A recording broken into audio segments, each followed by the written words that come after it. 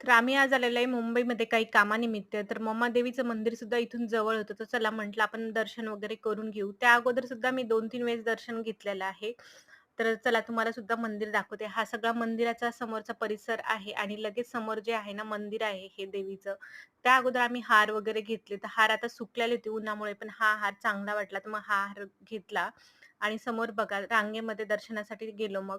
तर आम्हाला वाटलं नव्हतं एवढी गर्दी असेल, पण खूप गर्दी होती सकाळी-सकाळी. तरी 10:30-11 वाजले होते आणि समोर जे आहे ना देवीचे रूप आहेत 3.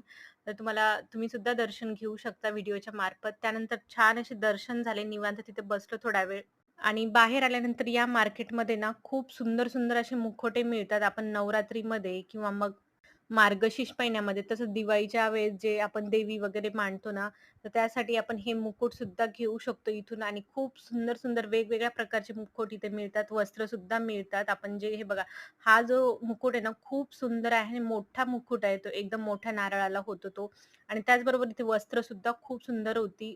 प्रत्येक देवाची वस्त्र इथे मिळून जातात आणि मुकुट तर खरंच खूप सुंदर आहे. तुम्हाला ज्याला कोणाला पॉसिबल जर असेल ना, तुम्ही नक्की इथून देवीच्या मंदिराजवळून घेऊ शकता. आणि खूप डिझाइनमध्ये इथे बऱ्याच प्रकारचे देवाचे सगळं सामान मिळून जातं. वस्त्र तर भरपूर होतेच. त्यानंतर या गेटमधून थोडंसं समोर आलं, की या साइडला उजव्या साइडला इथे रांगोळीचे साचे सुद्धा मिळून जातात. तर भरपूर प्रकारचे साचे वगैरे इथे मिळतात, जे की आपण बॉर्डर रांगोळी म्हणून किंवा मग मोठ्या दिवाळीच्या वेळेस जे मोठ्या-मोठ्या रांगोळी आपल्याला जमत नाही किंवा वेळ नसतो, तर त्यामुळे आपण हे साच्यानं डायरेक्ट काढू शकतो. आणि ज्या काही बॉर्डरच्या वगैरे असतात ना, त्यासुद्धा इथे मिळतात आणि स्वामी समर्थाचे, महालक्ष्मी प्रसन्न, श्री महालक्ष्मी असे वेगवेगळ्या प्रकारचे साचे सुद्धा इथे मिळून जातात. 50 ते ₹60 पासून इथे स्टार्टिंग आहे. वेगवेगळ्या प्रकारचे आहेत त्यामध्ये.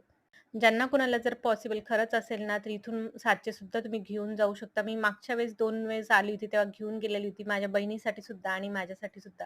त्यानंतर गार्गीने कबुतरांना दाणे वगैरे टाकले. खूप कबूतर आहे इथे सुद्धा.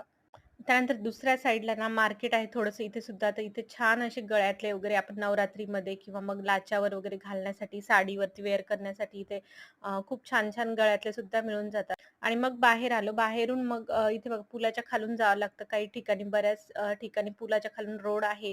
तर इथे त्याच्या खाली दुकान वगैरे लागलेले असतात. स्टोनचे कानातले, गळ्यातले खूप सुंदर सुद्धा मिळतात तिथे आणि कमी प्राईसमध्ये असतात. त्यानंतर आलो होतो आम्ही गेटवे ऑफ इंडिया. तिथे सुद्धा खूप छान फोटो वगैरे काढले. आम्ही थोडा वेळ थांबलो. ताज हॉटेलजवळ फोटो काढले आणि बरंच खूप सुंदर झालं होतं इथलचं वातावरण. संध्याकाळ होत आलेली होती. त्यानंतर आमचा परतीचा प्रवास झाला नागपूरकडे. तर चला कसा वाटला व्हिडिओ आवडला तर लाईक करा.